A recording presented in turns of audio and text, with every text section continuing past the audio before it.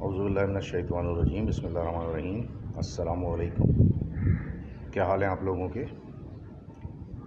कुछ अरसे के गैप के बाद एक दफ़ा फिर नई वीडियो के साथ औरंगज़ेब ख़ान आपकी खिदमत में हाज़िर है। जैसा कि सबको इल्म है कि कल से पाकिस्तान और इंग्लैंड की क्रिकेट टीमों के दरमियान तीसरा टेस्ट साउथहैम्पटन पे एक दफ़ा फिर शुरू होने वाला है। पाकिस्तान 1-0 से नीचे है, यानी कि इंग्लैंड 1-0 की लीड लिया हुआ है इस टेस्ट सीरीज़ में। पहला टेस्ट इंग्लैंड ने जीता, दूसरा टेस्ट बारिश की आंख मचौली की वजह से बग़ैर किसी नतीजे के इख्तिताम पजीर हुआ। तीसरा टेस्ट जो शुरू होने वाला है वो टेस्ट अगर दोबारा से बारिश ही नज़र हुआ तो पाकिस्तान की टीम 10 साल के बाद इंग्लैंड से टेस्ट सीरीज़ हारेगी। 2010 में सलमान बट की क़यादत में पाकिस्तानी टीम इंग्लैंड से टेस्ट सीरीज़ हारी थी। उसके बाद से जीती तो नहीं है, लेकिन ड्रॉ ज़रूर हुई हैं 2 सीरीज़। कल के मैच में देखा जाए तो बहुत ज़्यादा चांस है कि फ़वाद आलम को अगला चांस शायद ना मिले,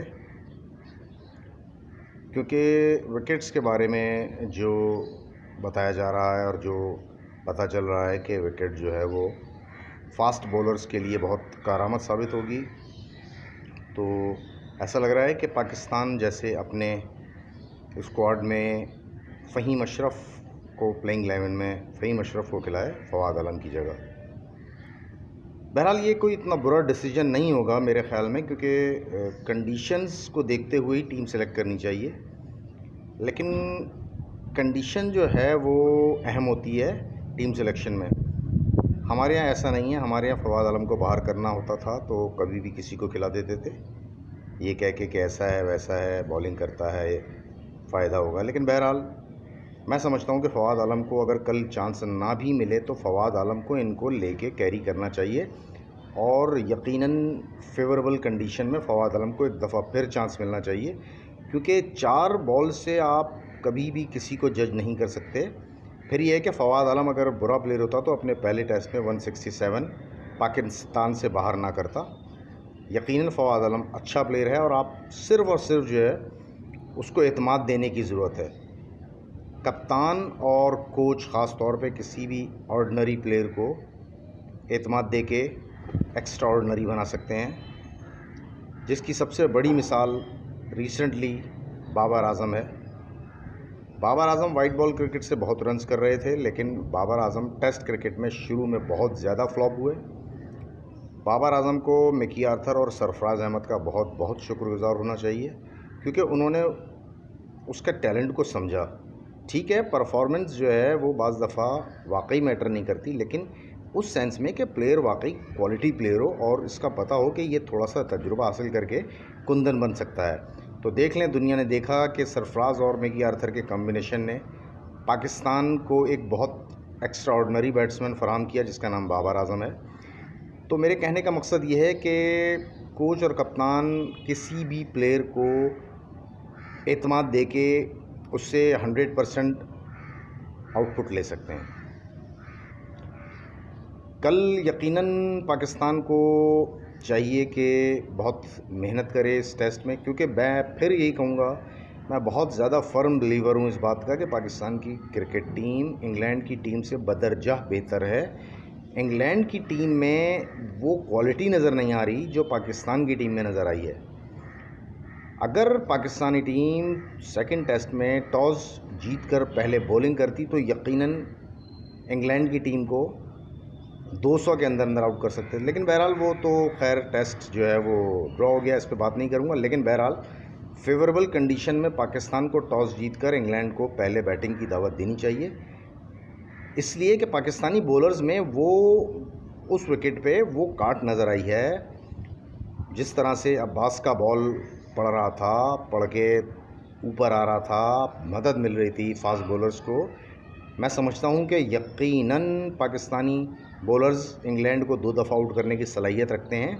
लेकिन उसके लिए उनको प्लानिंग की ज़रूरत है और साथ में बेहतर कैप्टनसी की ज़रूरत है, क्योंकि अज़हर अली, बात फिर वही आ गई कि अज़हर अली अपनी परफॉर्मेंस से जूझ रहे हैं। अपनी परफॉर्मेंस की वजह से वो टीम की परफॉर्मेंस को बेहतर नहीं कर पा रहे, उससे उनकी कैप्टनसी पे भी असर पड़ा। लेकिन बहरहाल मेरा ज़ाती ख्याल ये है कि अज़हर अली कोई बहुत एक्स्ट्राऑर्डिनरी कप्तान नहीं है।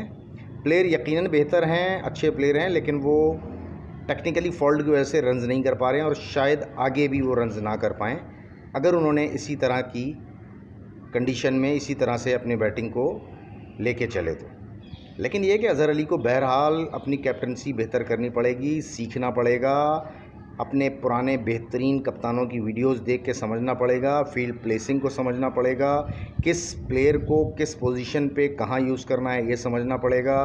फील्ड प्लेसिंग ख़ास तौर पे जब स्पिनर आए तो किस तरह से जो है वो सिली मिड ऑफ और सिली मिड ऑन दोनों लिए जाते हैं। 2 स्लिप जो है टेस्ट में फास्ट बॉलर पे 2 या 3 स्लिप लगती हैं, स्लिप और लगती हैं, लेकिन स्पिनर पे 2 स्लिप के साथ आप सिली मिड ऑन लेके नहीं बॉल करते, ख़ास तौर पे राइट आर्म लेग ब्रेक जब आपके पास मौजूद हो तो बात सारी ये है कि अज़हर अली को सीखना पड़ेगा और ये अज़हर अली के लिए ये सीरीज़ बहुत ज़्यादा अहम है।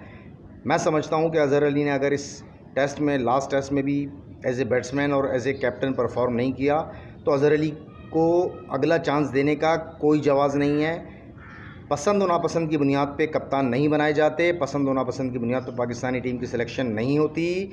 आप इस चीज़ को समझो, आप पाकिस्तान की टीम सेलेक्ट कर रहे हो, लाहौर की या किसी और मखसूस जगह की टीम सेलेक्ट नहीं कर रहे हो। प्लेयर को उसका हक दो, प्लेयर को और ख़ास तौर पे फ़र्स्ट क्लास क्रिकेट के जो परफॉर्मर हैं, चाहे वो ताबिश खान जैसे बॉलर हों, चाहे वो इमरान भट्ट जैसे बैट्समैन हों, उनको उनका चांस, उनका हक देना चाहिए। आप उसको टीम में ज़रूर लेके जाओ ताकि वो इस चीज़ को समझे कि मुझे मेरी बेहतरीन मेहनतों का सिला मिला है। तो पीएसएल से सिलेक्ट करना कोई बड़ी बात नहीं है। पीएसएल से सिलेक्ट करोगे, शुरू में परफॉर्म करके शादाब की तरह, फ़हीम अशरफ की तरह पीछे आ जाता है प्लेयर, क्योंकि वो जो एक्सपोजर मिलता है उससे प्लेयर का या तो दिमाग ख़राब हो जाता है, या टांगें ख़राब हो जाती हैं, या हाथ ख़राब हो जाते हैं। तो भाई फ़र्स्ट क्लास क्रिकेट जो होती है उसको अहमियत दो। फर्स्ट क्लास क्रिकेट को ज़्यादा से ज़्यादा जो है वो पाकिस्तान में राइज करना चाहिए, क्योंकि जिस तरह से 6 टीमें करके क्रिकेट को बहुत ज़्यादा कम कर दिया है, उस बारे में जो है वो बहुत से कंसर्न हैं। और सबसे बढ़ के ये कि वो क्वालिटी क्रिकेट पाकिस्तान की फ़र्स्ट क्लास में नज़र नहीं आई जो पहले इदारों की टीमों में और एसोसिएशन की टीमों में होती थी। किसी को कोई चार्म नहीं नज़र आता कि ये कौन से सूबे का प्लेयर है या कौन से सूबे का प्लेयर नहीं है। तो बराए मेहरबानी क्रिकेट को पाकिस्तान में गैर मकबूल ना किया जाए, क्रिकेट को हॉकी से ज़्यादा बदतर ना किया जाए, जो कि बज़ाहिर नज़र आता है। मिसबाहुल हक़ का भी कड़ा एहतसाब होना चाहिए सीरीज़ के बाद, अज़हर अली का भी कड़ा एहतसाब होना चाहिए सीरीज़ के बाद। और दूसरा ये कि दूसरे टेस्ट में रिजवान अहमद ने अच्छी बैटिंग की, 73 रन्स किए, टेलेंडर के साथ उन्होंने बेहतर बैटिंग का मुज़ाहरा किया और नज़र आया है कि रिजवान अहमद ने अपने जो क्रिटिक्स थे उनसे सीखने की कोशिश की है, उनकी बातों पे अमल करने की कोशिश की है। तो रिजवान ने 73 रन्स किए हैं, अच्छी खुशाइन बात है, क्योंकि बहरहाल जब तक आपको पता नहीं होगा कि आपके पीछे कोई बेहतर प्लेयर, आपसे बेहतर प्लेयर मौजूद है, आप उस वक्त तक आपकी परफॉर्मेंस नज़र नहीं आएगी। रिजवान ने बहरहाल अपनी मेंटल टफनेस का मुज़ाहरा किया है और रिजवान जो है वो नज़र आया है कि हाँ इसमें स्पार्क है। बहरहाल हमारी दुआएं रिजवान के साथ हैं और हमारी दुआएं हर उस प्लेयर के साथ हैं जो पाकिस्तान का झंडा सर बुलंद करने के लिए अपने तमाम तर ताकत जो है वो झोंक देता है। पाकिस्तान का एक शेर, पाकिस्तान का एक बेहतरीन, दुनिया का बेहतरीन विकेट कीपर राशिद लतीफ़ के बारे में जो पिछले दिनों सलीम मलिक ने बकवास की है, मैं तो बकवास ही कहूँगा, वो इंतहाई लोगू है कि बोरी बंद लाश के तौर पे जो है मुझे धमकियाँ दी गई कि मैं ये कर दूंगा, वो कर दूंगा। ओ भाई, तू सट्टेबाज थे, तुम सट्टेबाज हो, तुम सट्टेबाज रहोगे। तुमने अपने मुल्क को बेचा है, तुमने अपनी कौम को बेचा है, तुमने अपनी क्रिकेट को बेचा है। राशिद लतीफ़ दुनिया का वाहिद प्लेयर है जो कभी अपनी परफॉर्मेंस की बुनियाद पर बाहर नहीं हुआ। राशिद लतीफ़ हमेशा मुख्तलिफ और नॉन क्रिकेटिंग बुनियादों पर, नॉन क्रिकेटिंग रीज़न पर बाहर हुआ है, इसलिए फजूल तरीन इल्ज़ामात लगाना छोड़ दो। तुम्हारी क्रेडिबिलिटी कुछ नहीं है, तुम एक अच्छे प्लेयर ज़रूर थे लेकिन अच्छे इंसान बिल्कुल नहीं हो। बात यह है कि बहरहाल मैं थोड़ा जज्बाती हो गया हूँ, लेकिन हकीकत जो है उससे नहीं मोड़ना चाहिए।